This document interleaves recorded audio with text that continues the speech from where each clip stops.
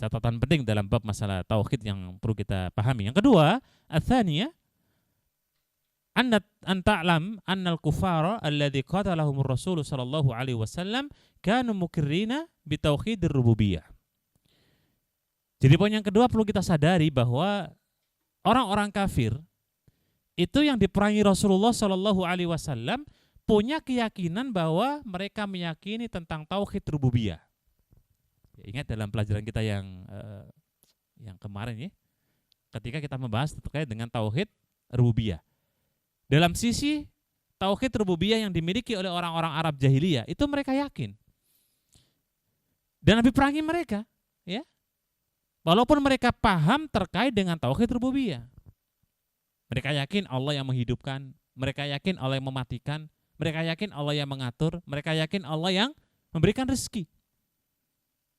Bahkan salah satu di antara ayat yang menggambarkan mereka itu yakin dan tahu adalah ketika kemudian mereka kompak mengatakan la yaqulunallah qul afala tattaqun. Ya, surat Yunus ayat 31. Jadi ketika mereka itu kemudian berkeyakinan ditanya siapa yang menciptakan, siapa yang menghidupkan, siapa yang mematikan, siapa yang mengatur, mereka mengatakan Allah. Ya, tapi itu diperangi Nabi jemaah. Kenapa? Ya, karena memang ternyata tauhid rububiyah itu tidak bisa mengantarkan seseorang dalam keislaman. Ya, makanya kalau orang kafir syahadat. Karena dengan syahadat itu dia mengikrarkan nantinya adanya sebuah ibadah. Ibadah itu adalah masuk dalam tauhid uluhiyah. Fahum ya'tarifuna bi anna Allah huwal khaliqu ar-raziqu, ya. Di mana mereka itu memahami dan yakin bahwa Allah Subhanahu wa taala sebagai zat yang menciptakan, zat yang memberikan rezeki, zat yang menghidupkan, zat yang mematikan, dan zat yang memberikan manfaat dan madarat. Itu mereka paham jemaah. Jadi orang-orang kafir itu paham itu semua. Lah kok kita ini muslim ya, sejak lahir nih. Atau mungkin muslim di tengah perjalanan yang ketika artinya adalah dia mu'allaf, kadang-kadang nggak paham.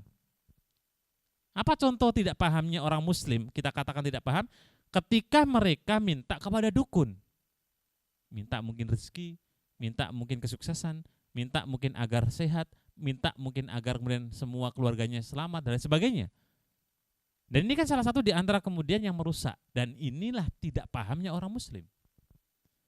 Berarti kita katakan apa jemaah sekalian? Kalau ada seorang muslim yang masih hobi minta kepada paranormal, minta kepada dukun, minta pada orang pintar, minta pada tempat-tempat angker, minta pada jin, minta pada setan, itu hakikatnya status dari bab masalah ini dia lebih jelek daripada orang kafir jahiliyah.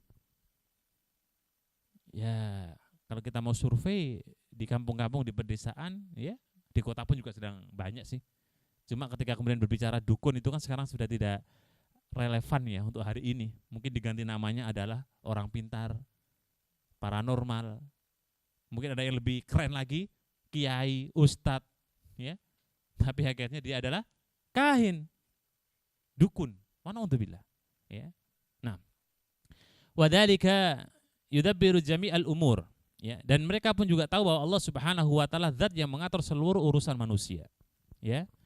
Wa ma adkhalahum fi dzalika fil Islam, tetapi keyakinan-keyakinan tersebut tidaklah menyebabkan dia masuk Islam. Jadi meyakini Allah menghidupkan, mematikan dan lain sebagainya itu belum jadi syarat standar untuk masuk Islam. Ya, berarti kalau pengakuan seorang muslim yang benar-benar yang bisa menjadi penguat akidah kita itu apa? Di uluhiyah jemaah. Bentuk pengabdian kita kepada Allah Subhanahu wa taala. Ya, ada ayatnya tadi kita baca dalam surat Yunus ayat 31, ya, qul may yarzuqukum minas sama'i wal ardi amma yamlikus sam'a wal absar wa may yukhrijul hayya minal mayyit wa yukhrijul mayyita minal hayy wa may yudabbirul amra fayaqulunallah faqul afala tattaqun. Ya, jadi ketika ditanya siapa yang berikan rezeki dari langit, dari bumi, siapa yang mengatur pendengaran, penglihatan, siapa yang menghidupkan, mematikan, siapa yang kemudian mengeluarkan dari mati kemudian menuju di alam kiamat atau di alam di yaumul qiyamah, dan siapa yang kemudian mengatur seluruh urusan, kompak mereka mengatakan Allah. Ya, sebuah keyakinan yang luar biasa dari orang-orang Arab jahiliyah. Itu poin keduanya jemaah. Kemudian yang ketiga, ats-tsalitsah at-tauhidul uluhiyah huwa maudhu'ud da'watir rusul. Nah, inilah poinnya di mana tauhid uluhiyah itu adalah tema utama yang disusun, tema utama yang dibawa oleh setiap para utusan. Ya, tadi ayatnya ketika kita menyebut walaqad ba'asna fi kulli ummatin rasulah, itulah visi misi besarnya para rasul. Sejak zaman Nabi Nuh sampai zaman Nabi Muhammad bin Abdullah. Jadi kita pun yang kalau kemudian kita mengakui dan mengingat ya, dakwah para utusan atau para rasul, tugas kita juga harusnya sama, jemaah. Ya, jangan bosan-bosan untuk mengingatkan saudara kita yang ketika mereka tersandung, terjerumus dalam noda kesyirikan. Ya, karena para nabi selama dakwah, nabi kita berdakwah kurang lebih 23 tahun, jemaah. Ya, 13 tahun di Makkah dengan perjuangan yang luar biasa sampai berdarah-darah. 10 tahunnya di kota Madinah.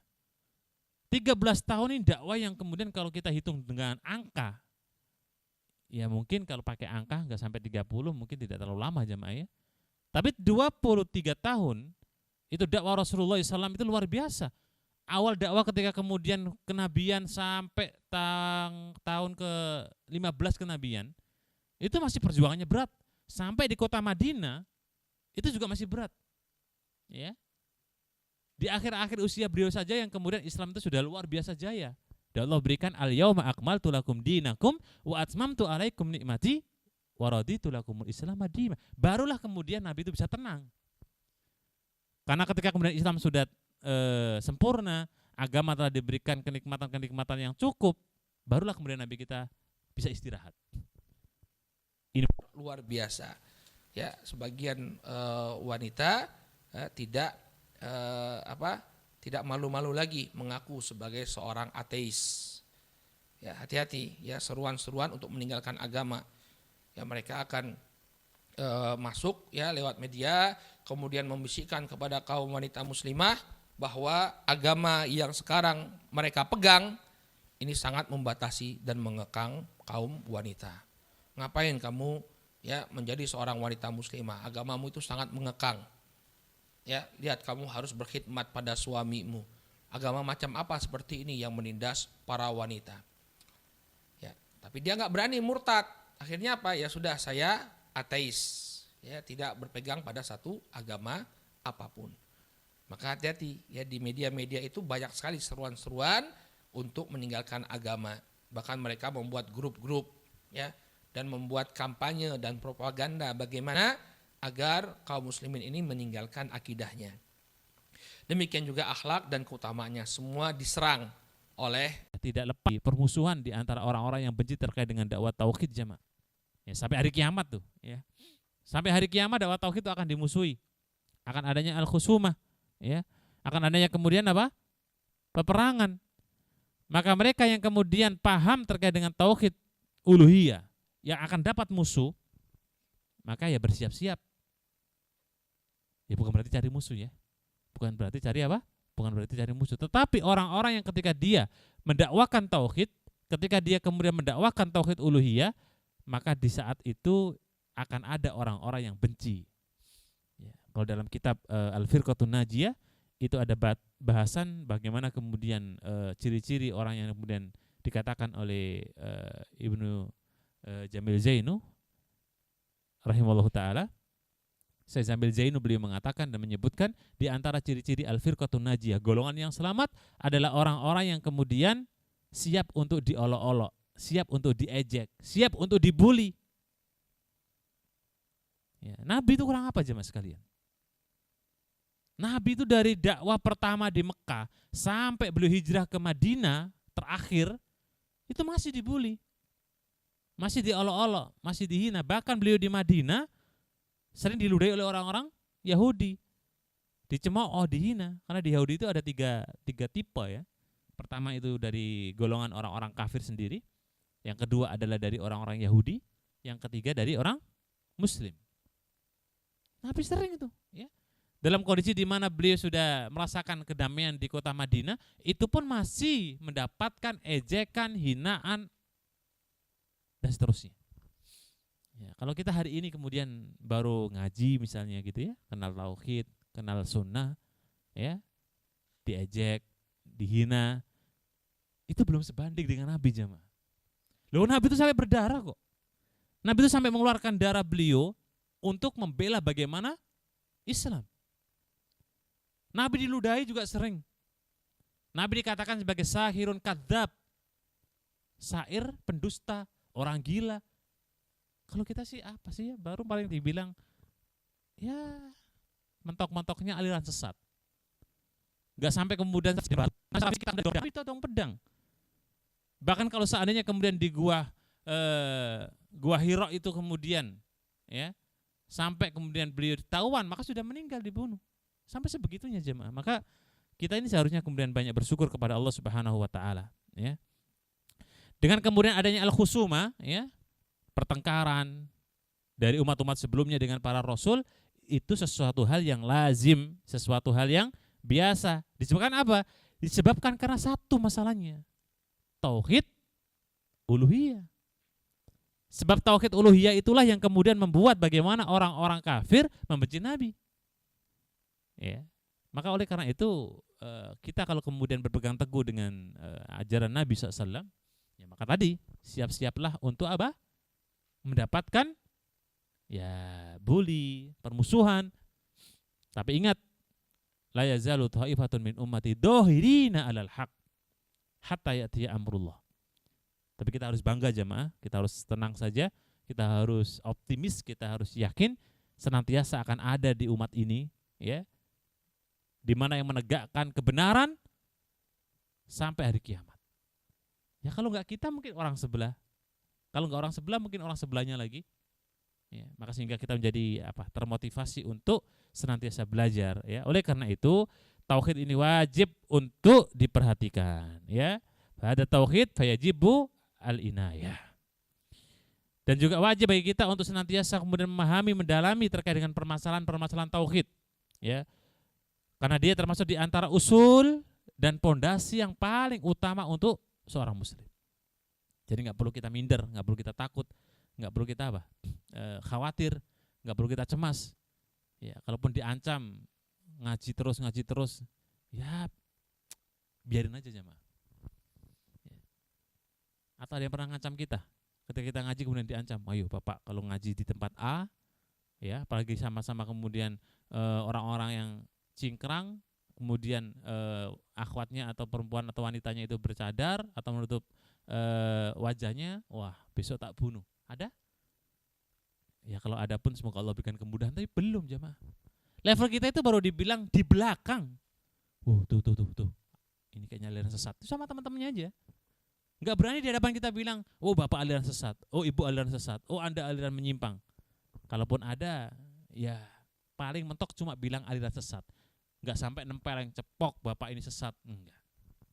Artinya apa? Kita belum seberapa jemaah. Oleh karena itu senantiasa kita perdalam, ya, kita perkuat lagi tauhid kita agar kemudian di tengah perjalanan kita bisa semakin kokoh. Ketika ada angin kencang itu pohon ini tauhid diri kita ini semakin kuat dan tidak tergoyahkan.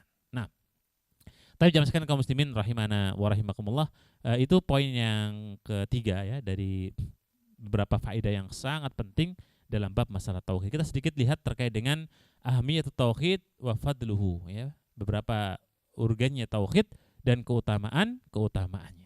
Lebih kepada keutamaan bagaimana tauhid itu sendiri, ya. Pertama, at-tauhidu a'dhamu arkanil Islam. Nah, tauhid itu adalah rukun Islam, ya, yang paling mulia. Di mana letaknya?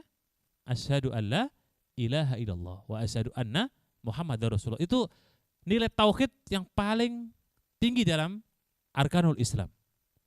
Rukun Islam dibangun di atas syahadatain, salat, puasa, zakat dan haji, kan?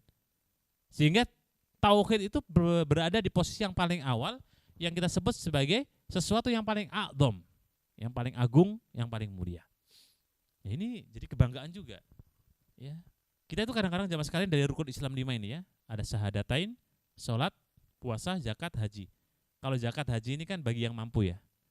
Ya, karena ada standarnya untuk zakat itu berapa, kemudian kapan, itu kan ada takarannya. Kemudian haji pun juga ada standarnya, ada waktu-waktunya, kemudian kemampuan dan lain sebagainya. Kalau belum mampu 2 ini berarti kan belum wajib.